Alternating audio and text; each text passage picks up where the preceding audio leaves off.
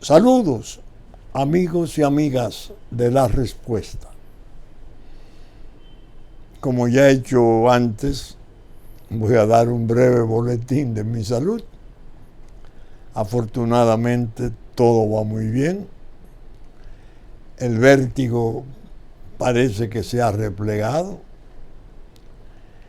y estoy muy contento entendiendo que voy a normalizarme en la circulación y podré ir a lugares donde necesito ir. Uno de ellos, la estancia María Virgen, que tanta falta me hace. Hoy es domingo 22 de mayo, al momento que sale este programa, grabado viernes. Y la verdad que estoy asombrado y parece una jactancia de la eficacia de mis vaticinios. Debo decirlo, aunque sea un tanto desagradable hablar de sí mismo. Están ocurriendo las cosas con una velocidad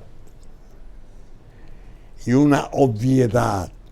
Todo es tan obvio, todo se está viendo cómo circula, cómo nos viene encima. Y yo siento una profunda satisfacción, porque desde hace mucho tiempo, semanas, meses, años, he venido advirtiendo la tormenta. Había preparado una especie de guía de temas que yo hago. Es decir, no lo que voy a decir, sino acerca de qué debo hablar. Que es lo más aconsejable, porque es una manera de ordenar mejor la exposición en el programa. Y uno así no queda con la insatisfacción, se me quedó un tema, se me quedó otro, no están todos organizados.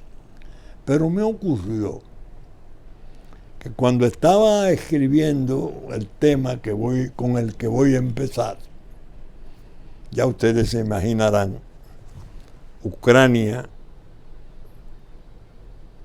el camino hacia la guerra, Alejandro López Canorea, la obra que citara la semana pasada, y que hoy quiero hacer unos comentarios muy favorables acerca de ella. Sobrevienen acontecimientos, y esos acontecimientos me quitan como el énfasis para que el primer tema sea primer tema, porque los otros son tal vez más importantes, porque son acontecimientos de comprobación.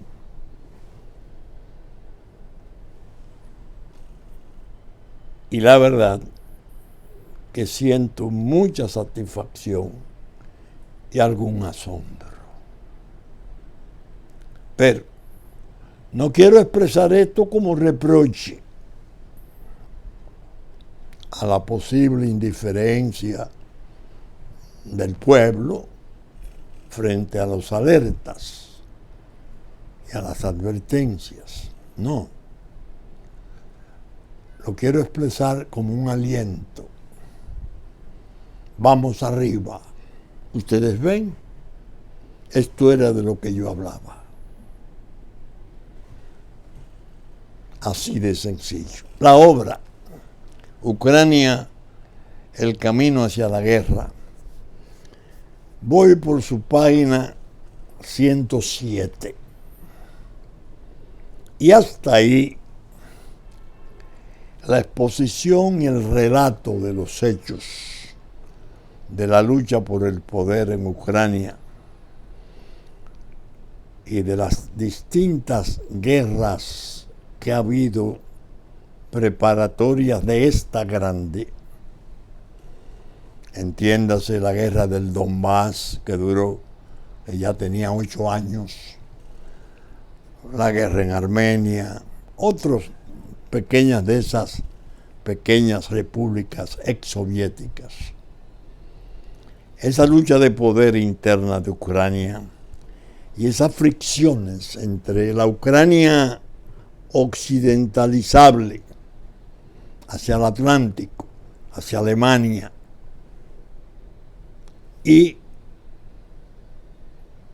la Ucrania hacia el este, en el Donbass, ex soviética, reclamada esa parte con mucha severidad por un gobernante que hay que explicarlo bien para entenderlo.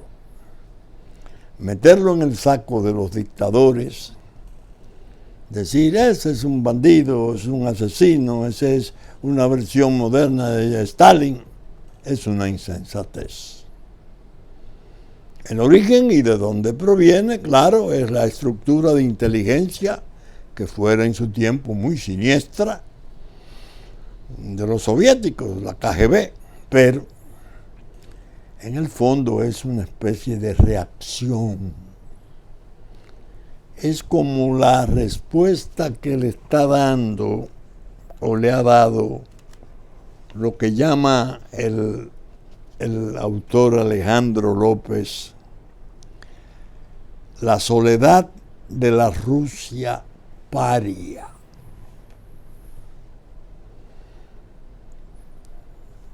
Uno entiende mejor las posiciones de Putin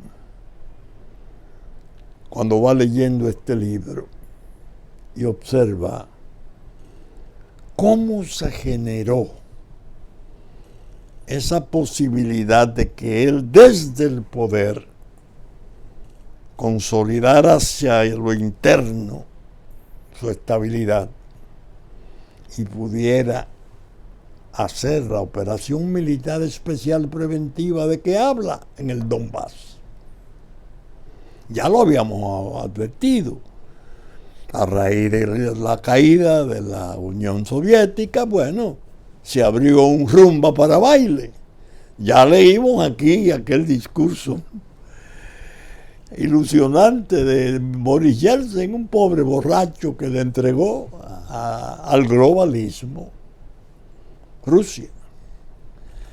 Y cómo ese período de los años locos del 90 de Rusia pudieron generar esta acción, esta reacción, vamos a decirlo con propiedad. Quien va leyendo esto se va dando cuenta de que en realidad Occidente estaba empeñado en cercar a Rusia, cercarla más de cerca, valga la redundancia. Y para eso el fortalecimiento de Ucrania ya.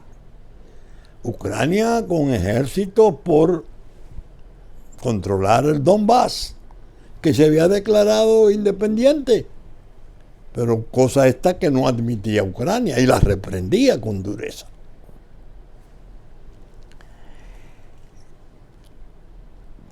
A mí me ocurre que muchas veces insisto, quizás hasta el cansancio, en la cuestión de la edad de los conflictos. En la edad del conflicto yo la reclamo siempre, porque los hechos no se dan así por así, ni surgen de la nada, tienen precedentes.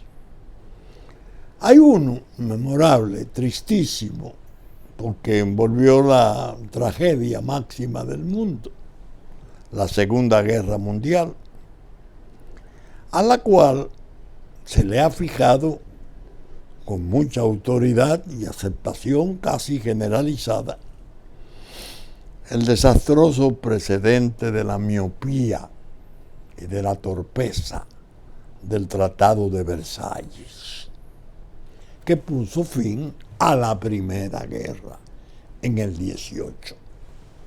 Se dice, si hubiera habido menos presión de Francia, menos asedio de Francia para el cobro de las compensaciones de la guerra del 14, Alemania no se hubiera arruinado en la forma horrible en que lo hiciera y de consiguiente no hubiera podido parir un Adolfo Hitler. Las presiones, la ruina, fueron el caldo de cultivo para que el nacionalsocialismo de Hitler pudiera prender y llegar al poder por elecciones. Fue decisión después, pero la votación fue muy alta y quedó en condiciones de ser canciller, y lo hicieron. Y se cuenta que cuando se le dijo al mariscal Hindenburg, que era el presidente, de que Hitler había ocupado la Cancillería, el mariscal lloró, dos lágrimas. Aquel hombre de guerra, aquel ícono, aquel hombre formidable de la Alemania colosal, lloró con la noticia. Los poderosos, los dueños, los aristócratas alemanes, lo trataron de consolar y le dijeron: ese es un loco viejo, vamos a dejarlo ahí unos meses, que después nosotros salimos de él. Von Papen a la cabeza. Bueno, ya sabemos la historia. 60 millones de muertos. Con ese antecedente del Tratado de Versalles tan pleno, no se puede hacer un traslado a la situación de la implosión de la Unión Soviética. Porque la Unión Soviética no fue vencida en guerra, al contrario, fue vencedora. Y vencedora gloriosa. Ese frente fue preponderante. Y la cantidad de millones de muertos que tuvo, moralmente la califican para ser fundamental en esa Segunda Guerra. De consiguiente, como la implosión vino desde adentro, porque sencillamente fracasó el mito del socialismo, desde que lo abrieron a la transparencia de la glasnost y se le hiciera el anuncio de la reestructuración de la perestroika, desde adentro mismo surgieron todas las fuerzas para repudiar aquello. Pero vino algo único, insólito en la historia. Se desperdigaron naciones, estados, naciones. Los del sur, con una, ya lo he explicado, presencia intensa del Islam, estados beligerantes terribles ya probados como Chechenia. Entonces, en medio de todo ese desorden demográfico, se sostiene, bueno, pero el problema es que Rusia tiene 17.500 millones de kilómetros cuadrados. Es lo más grande que hay en el mundo y tiene todos los recursos del mundo. Todos, metales, petróleo, gas, litio, agua, una cosa. Y apenas una población de 150 millones de habitantes. Bueno, el furor y el encanto y la alegría de Occidente fue tremendo con esa implosión. Fin de la historia. Y vino ahí entonces un fenómeno global peligrosísimo. El neoliberalismo, el control mundial pretendido por el capital del mundo. Rusia, desordenarla primero, arrabalizarla luego, envilecerla lo más que se pueda. No controla la tuberculosis, no controla nada, están hambrientos, son mendigos, aunque tengan 27,000 misiles con cabezas nucleares. Eso hay que desordenarlo porque hay que entrar en el control de esos recursos. Dios mío. Efectivamente, comenzaron. Y Polonia presionando, y todas esas naciones periféricas de Balcanes presionando, y el desmembramiento. Y vino incluso la pequeña guerra de los Balcanes cuando destartalaron a Yugoslavia. Solo quedó Serbia y Kosovo, Bosnia y Herzegovina. Después todas fueron repartidas. Y ese desorden presionando y esa ola de nacionalismo y de descomunización. Y Rusia sintió los peligros. Tenía que aparecer alguien, uno, que se hiciera cargo de su congoja. Lo hizo Putin. Lo logró Putin. Ese liderato no es cualquier cosa. Lo vimos en el desfile de los inmortales, en una compañía multitudinaria indescriptible.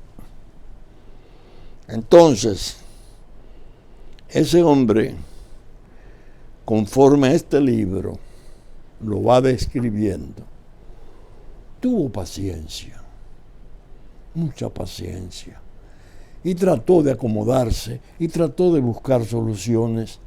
Tuvo una especie de break, de freno, de paréntesis, cuando en Estados Unidos se produjo el fenómeno Trump. Donald Trump, que no estaba en el sazonamiento de las administraciones Obama, Biden, adobando a Rusia para el gran banquete del globalismo. Trump entra y lo primero que hace en la primera reunión del G7, al sentarse, ¿y Rusia dónde está? Fue lo que preguntó. ¿Dónde está Rusia? Pero Rusia era el 8º miembro, ¿y por qué no está aquí? Esos 4 años dieron la ilusión de que podría buscarse un tipo de entente entre Rusia y Estados Unidos, 2 superpotencias nucleares.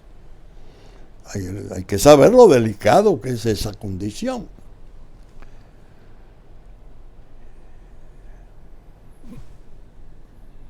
Sale Trump del poder. Cuando uno lee esto, no porque dé opinión de que eso fue así, sino por el relato y la exposición de los fenómenos, de los hechos, cómo se fueron produciendo. Uno dice, ¡ay Dios! Pero esta guerra es un desprendimiento de la crisis interna de Estados Unidos. Porque ese cambio que hubo en la administración hacia Biden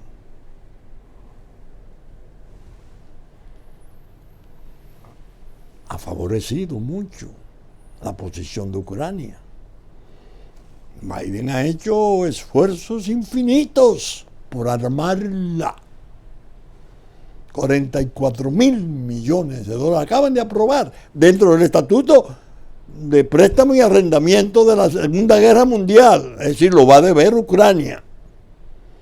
Pero no importa que lo destruyan en los trenes cuando vengan o en las estaciones ferroviarias. No debe Ucrania, pero estamos haciendo el gran papel, el gran papel. Y ahí yo hice un salto en la lectura porque me gusta muchas veces hacerlo cuando voy llevando un libro, para no parcializarme con su lectura. Déjame controlar las conclusiones. No vaya a ser que este autor, por alguna razón, me tenga una sorpresa reservada, haciendo conclusiones parcializadas, viciosas. No. La soledad de la luna paria, de la Rusia paria. Oigan con qué pensamiento él encabeza ese capítulo, para que se den cuenta lo que hay de material aquí, explicando los hechos precedentes a la guerra de Ucrania. Cito: Putin está solo y la mayoría del mundo está con Ucrania. Esa unidad se tiene que demostrar desde el punto de vista de las sanciones económicas y desde el punto de vista de la respuesta que tenemos que dar desde la comunidad internacional, aislando completamente a Putin. Aislando completamente a Putin, no a Rusia. Consideran que con esas presiones económicas, Putin asediado, el pueblo ruso se va a desesperar, lo va a desestabilizar, y entonces vendría otra faceta de casino. ¿Quién afirmó eso? Pedro Sánchez, presidente del gobierno de España. No es cualquier nivel que lo está diciendo. No es opinión de un periodista, ni de un estudiante preparando un trabajo de grado. Es el jefe del gobierno de España quien dice eso. Claramente, con todo lo que viene después en las explicaciones de ese epílogo, más lo que hay antes, ya sé que el libro es intachable. Lo recomiendo. Los dominicanos tenemos que leerlo a la cabeza de su presidente, Luis Abinader, para que vea todos los mecanismos que se van usando para desestabilizar a Ucrania, para crear todo el desastre que diera pie a la guerra. Porque aquí se están utilizando más o menos ya desde hace tiempo esos mismos mecanismos para desestabilizar la República, y la cirugía mayor se puede hacer con el desastre del caos vecino, ya en manos criminales, con padrinazgos sombríos, hasta ahora desconocidos.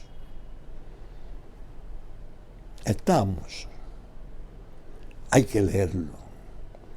Hay pasajes sobre, yo lo iba leyendo, Dios mío, el poder de la manifestación en las calles, la sociedad civil actuando, las traiciones de la sociedad civil, todo ese desastre, la intervención extranjera organizando poder.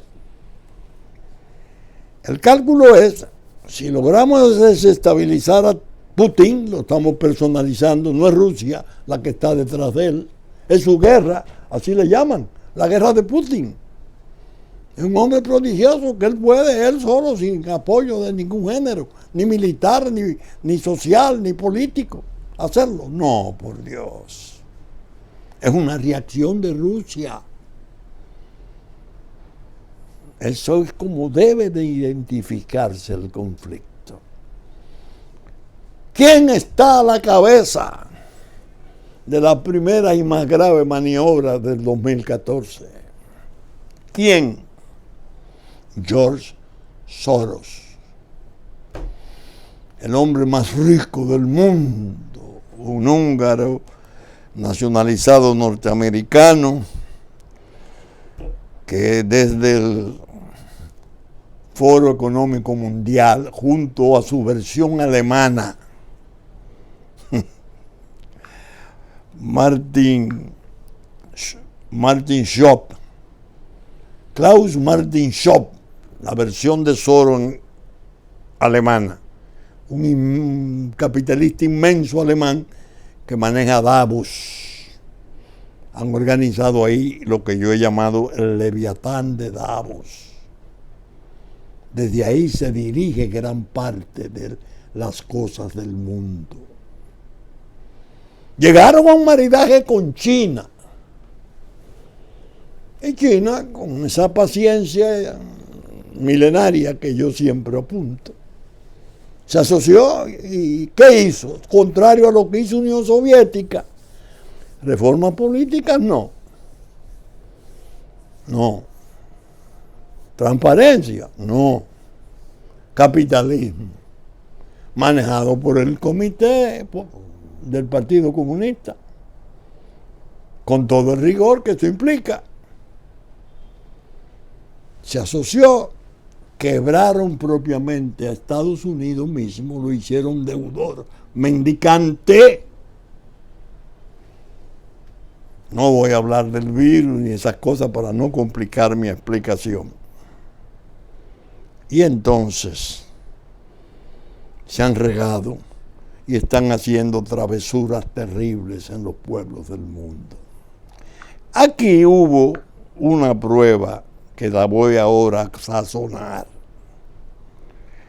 La voy a sazonar porque es importante hacerlo. En el Diario Libre aparece una publicación. Multimillonario George Soros apoyará documentación de haitianos en República Dominicana. ¿Qué dijo este hombre cuando vino y con quién no vino? Cuando se reunió con Danilo Medina. Tengo entendido que se reunió me luce que fue en New York. Déjenme ver,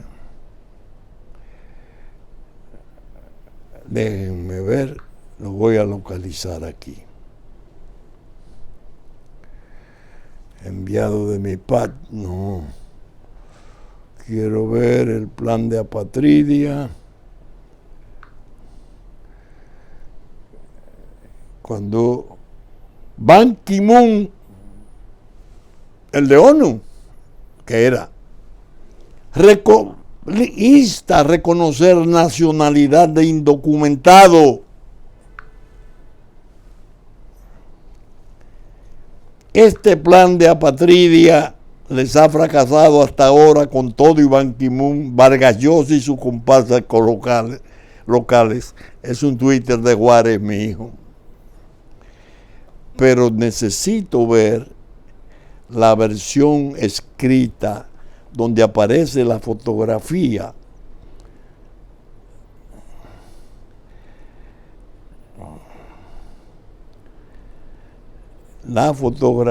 de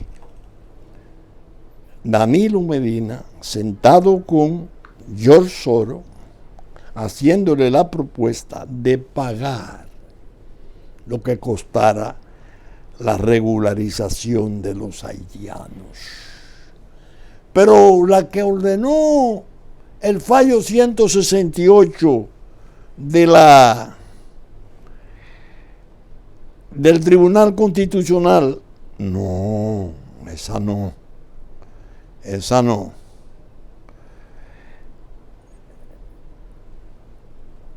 Déjenme ver, recibido.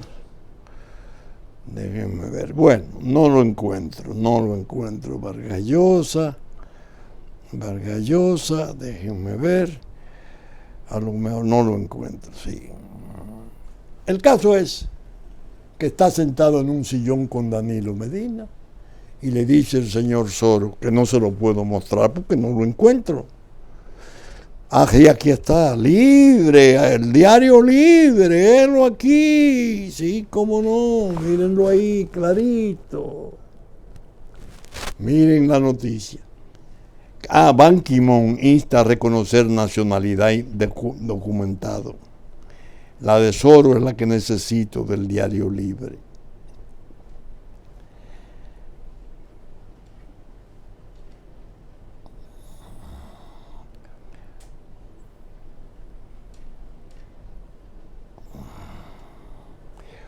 Oh, Dios mío.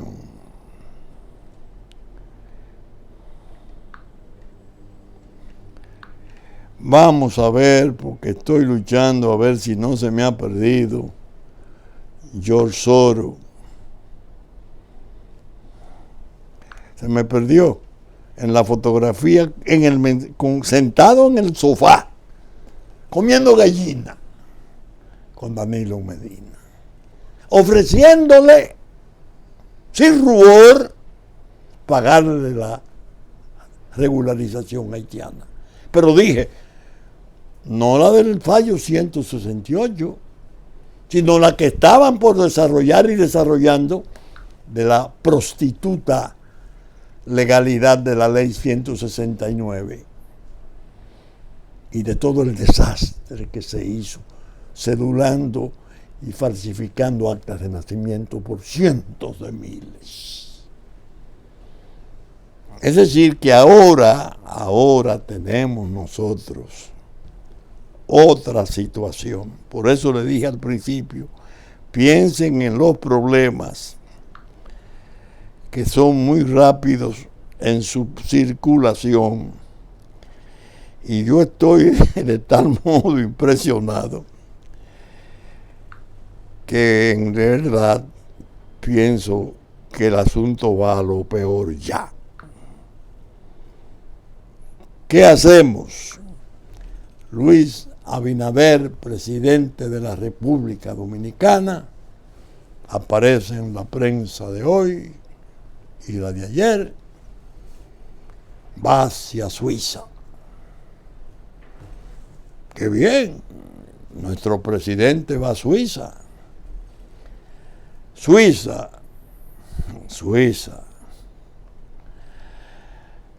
Donde está Zurich. Y en Zurich, Davos. Y en Davos, Schwab, el alemán, y Soros, el húngaro. Y cuando me siento a grabar, viene uno de mis nietos y me dice, al presidente lo acaban de invitar a la Casa Blanca. ¿Cómo? Pero él va para Suiza. No, está invitado ahora. Es decir, que al momento que grabo, yo no sé si la invitación de Casablanca es cuando va de camino para Zurich, para Davos.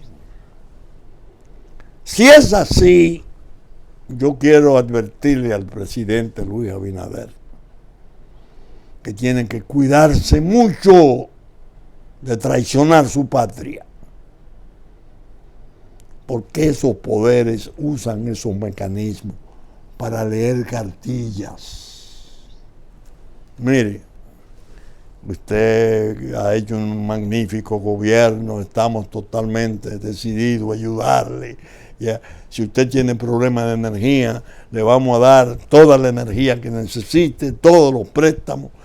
Y el presidente, oyendo, caramba, pues aquí está mi reelección.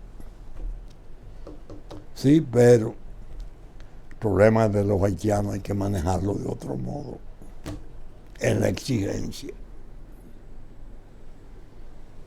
Se lo hacen en Davos y es posible que lo de Casablanca sea una parada técnica para iniciar el cartilleo, leer cartillas a los gobernantes de los estados pequeños, el nuestro a la cabeza en el momento actual. La idea de ese viaje que podría ilusionar a mucha gente, a mí me sobrecoge y me trae una preocupación, cuando no tristeza. Estamos en el tiempo posible de Guacanagarí y los espejitos de los conquistadores. Esa geopolítica la está ya dirigiendo el Leviatán de Davos desde hace tiempo. Y la hipocresía y la simulación insidiosa de las potencias clásicas, Canadá, Francia, Estados Unidos, lo que ha hecho es sencillamente cambiar la piel y refugiarse en el instrumento de Naciones Unidas. Van a lo peor. Ya aparecen las publicaciones. En Haití los niños no pueden ir a la escuela porque las bandas criminales no lo dejan. Van creando. Ya me dicen, no, pero lo de la ciudad Juan Bosch no fue sencillo, doctor. ¿Cómo? No fue una resistencia de migrantes así, que son conocidas. No, fue violenta.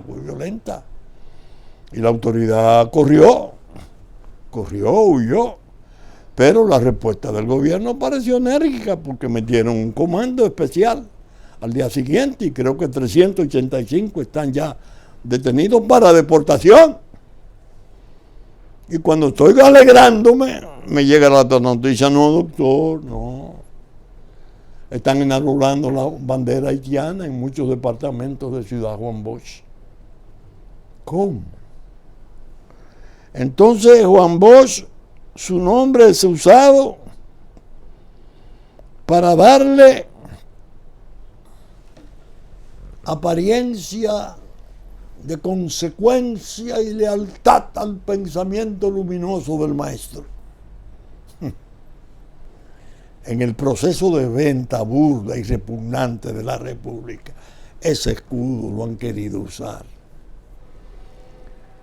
La tierra prometida, decía Pellegrín en uno de sus Twitter, Montalvo. Ya le llaman Ciudad Montalvé, no Ciudad Juan Bosch, porque el prodigio ha sido el primer ministro de Danilo. La hizo y la dejó en manos de los parias del mundo que vienen a tomar su capital. La ciudad de Montalvé va a ser la capital del este. Bávaro, Punta Cana, todo eso comprometido, pequeños municipios, distritos municipales y la capital Montalvé. Y la autoridad dominicana ya la hicieron huir, aunque al día siguiente hubo una reacción muy valiosa que es preciso reconocerla. ¿Se dan ustedes cuenta de cómo van los sucesos? Más aún, tengo mi tema escrito y pienso que voy a estar al día. Digo, no voy a poder estar al día porque me llega otra información. Están preparando un mamotreto de elecciones en el vecino territorio, ya no estado. Y parece que van a colocar a un cuadro insigne de Aristide. Me dicen, preparado, conoce mucho de la República Dominicana, desde luego nos odia, como su líder, Aristide. Y van a sacar ese presidente. ¿Cómo? Van a desempolvar a Aristide para estos fines. El del papá Lebrun. ¿Y los derechos humanos? ¿Y los antecedentes? ¿Genocidas? ¿Dónde están? Óigame, esto no es sencillo. van a hacer atrocidades allá, revueltas, si es que no la hay armada, toma de poder armada, como yo predije, vendrá por la vía pseudoelectoral para hacer inhospitable e inhabitable el oeste de la isla y vaciar millones sobre el este de la misma y con ello preparar el quirófano para el nuevo Estado. Y para ello cuentan con los votos suficientes y el no veto suficiente en el Consejo de Seguridad. Y para hacerle resistencia a ese desastre, tendríamos que pensar casi en inmolarnos. Nuestros dos ejércitos tendrían que prepararse, el uniformado y el paisano de nuestros barrios y nuestros campos, que son los que más pueden estar en condiciones de responderle a la patria en última instancia. Óigame, es realmente penoso. Voy a leer un editorial, me agradó, y dije, lo voy a leer en premio de mis seguidores de La Respuesta, del Listín Diario. Alto al bandolerismo haitiano, actuando con el mismo estilo de las bandas armadas que hoy se reparten su país.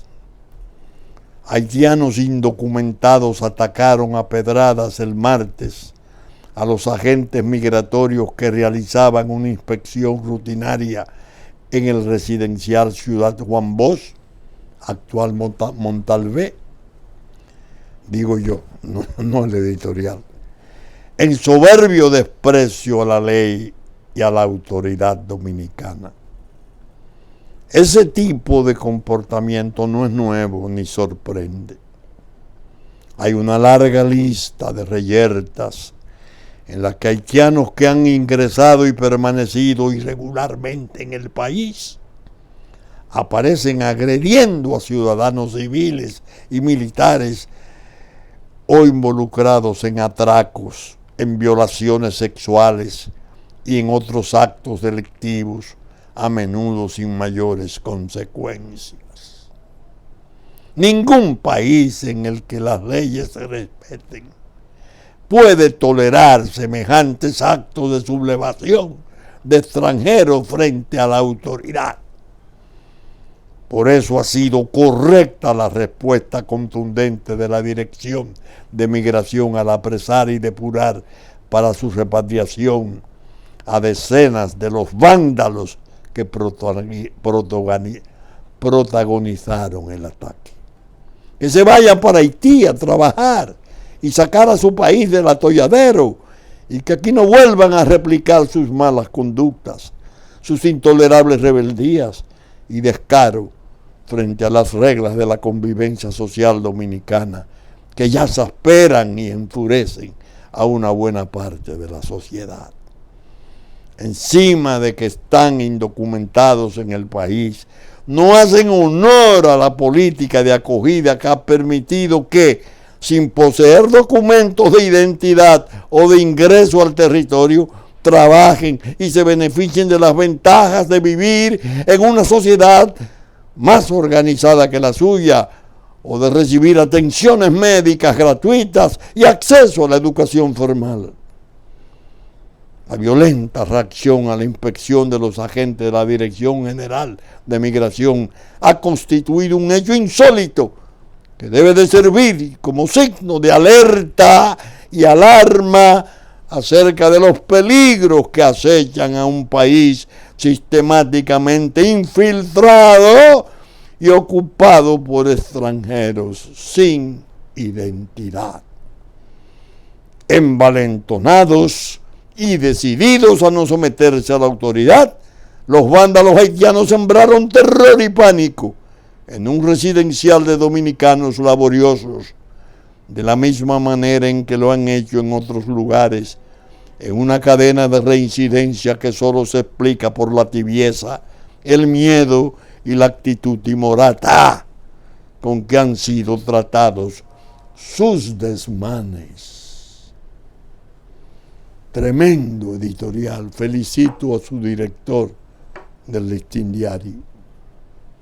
Ahí está, esa es una tomografía reciente. Ya nosotros habíamos trabajado mucho en la descripción de los antecedentes. ¿Recuerdan ustedes cómo yo en la respuesta planteé aquel caso varias veces de una joven madre dominicana violada en su aposento, en su cama, junto a sus niños por 3 bárbaros? ¿No me oyeron ustedes explicar que recibí en mi oficina a esa señora devastada, acompañada de 15 o 20 miembros de su comunidad? Y como decían, en la línea es un desastre, la línea noroeste, un desastre. Los guardias y los policías nos iban a ver y nos decían: nosotros sabemos quién lo hizo, pero no podemos ponerle la mano siquiera, porque nos quitan la ropa desde el palacio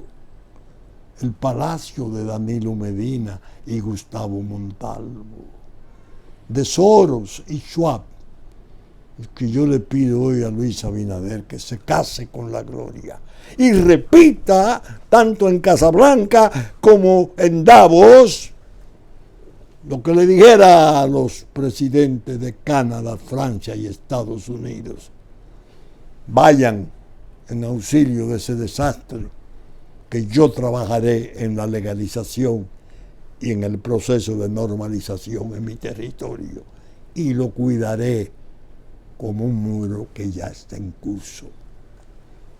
Si hiciera tal cosa el presidente Abinader, que lo sepa, el apoyo de la República Dominicana sería total. Y a Leonel Fernández, mi querido amigo, mi entrañable amigo, le advierto: su voz de expresidente de 3 periodos es muy sensible. No rompan las amistades personales, no se dejen intrigar, tal como se lo advertí desde la transición en el 12, refiriéndose a Danilo Medina y Leonel Fernández. Luis Abinader, asuman posiciones de Estado más allá de los partidos. Y díganle al mundo, en este tema tan delicado en que nuestra subsistencia está peligrando, estamos unidos como nunca. Yo creo que ya he llegado al final del programa y solo me resta decirles, especialmente al presidente Abinader: no desperdicie la oportunidad. Haga saber al mundo. La señora Bachelet, expresidente de Chile, ahora está escandalizada porque la violencia de Haití es tremenda, cuando está encargado de los derechos humanos. Y cuando ella era presidente de Chile, ella no lo sabía.